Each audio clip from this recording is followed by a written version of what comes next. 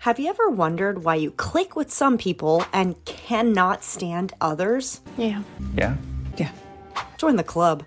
If so, you may have heard about the Myers-Briggs 16 personalities. This widely recognized personality assessment has classified most human beings into just 16 different personality categories. And the INFP personality is one of the rarest. Standing for introverted, intuitive, feeling and perceiving, INFPs are known for their deep empathy, creativity, idealism, and authenticity. We all know what those words mean, but how does this show in everyday life? What is an INFP personality like in the real world? Well, INFPs are like rocks. On the outside, they may seem normal, basic, and typical.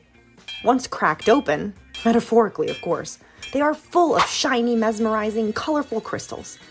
They appear to be quiet and unassuming. A wallflower, perhaps, or someone who blends into the background as opposed to standing out. While they may seem this way on the outside, the inside is a whole other story. They're bursting at the seams with creativity and imagination, which is easily discovered once you get to know them. INFPs are prone to daydreaming, pondering hypothetical situations and conversations, and diving into their deepest feelings. Known for their sensitivity, they express deep emotional connections and responses to things like art, music, nature, and the people closest to them. A wallflower at first, and a blast of rainbow colorfulness later. Do you notice a clash here? This will give any INFP a deep desire for creative self-expression. You may notice that their hobbies, studies, or jobs allow them to express themselves through writing, acting, or creating. If they are doing or studying something they enjoy, that is. All of this creativity sounds like a blessing, doesn't it? But every sunny day has its cloud, and the INFP's cloud is that this creativity sometimes leaves them feeling stuck in an imaginary world, instead of taking action in the real world. It's easy to fantasize and daydream for this type of personality, but sometimes those dreams are too big to break down into actionable steps.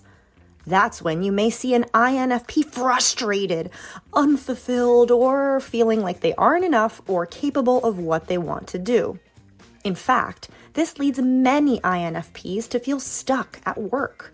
Imagine having so much creativity and a passion for soulful interactions, only to be stuck in a 5x5 cubicle typing away all day.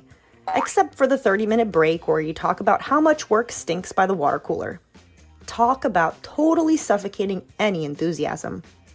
Luckily, if you work with these types of personalities, you won't have to worry that they will take out their work frustrations on you or other colleagues. Mediators, or INFPs, give credit where credit is due and help out where it's needed. So their presence will either neutralize or uplift your office vibes. Thank goodness. We all know that we don't need any more negative Nancys around the office. Am I right or am I right? In addition to their positive presence, you may also benefit from having an INFP on your team if you're working on a difficult project or scenario that requires a creative solution. This is where the mediator can get their imaginative juices flowing and show their potential for thinking outside of the box. Whoosh! Did you hear that? The winds have shifted because we've gone from having too much creativity to utilizing it to the best of the mediator's ability. And that's something they relish. The same shift occurs in the INFP's relationships. If you're lucky enough to have a rare INFP as a best friend, you'll notice how soulful your relationship is. INFPs are helpful in nature, so they will strive to create meaningful connections where openness and helpfulness are key. With so much imagination and emotion, an INFP personality is naturally curious about their environment, especially about the people around them. This makes them excellent listeners. They aren't going to sit around and judge you or hear your secrets and then spread them around the gossip neighborhood.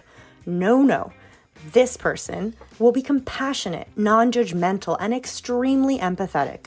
If you need a listening ear or someone to make you feel better about a bad situation, an INFP is your guy or girl. If you're into an INFP romantically, then you're also lucky enough to have a passionate partner in your midst. Mediators tend to give their whole hearts and then some to their lucky lady or guy, even if they're soft-spoken while doing so.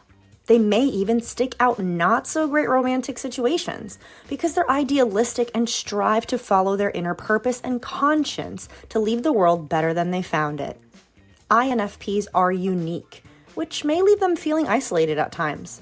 Don't be surprised if this makes them come off as standoffish or too reserved when you first get to know them. Once you break through the shell, though, you'll learn more about what makes them tick as you become close confidants and friends. While anyone can become friends, the closest relationships for a mediator will be with an INFJ, ESFJ, and ENFJ personality type. So keep an eye out if that's you. As always, thanks for watching.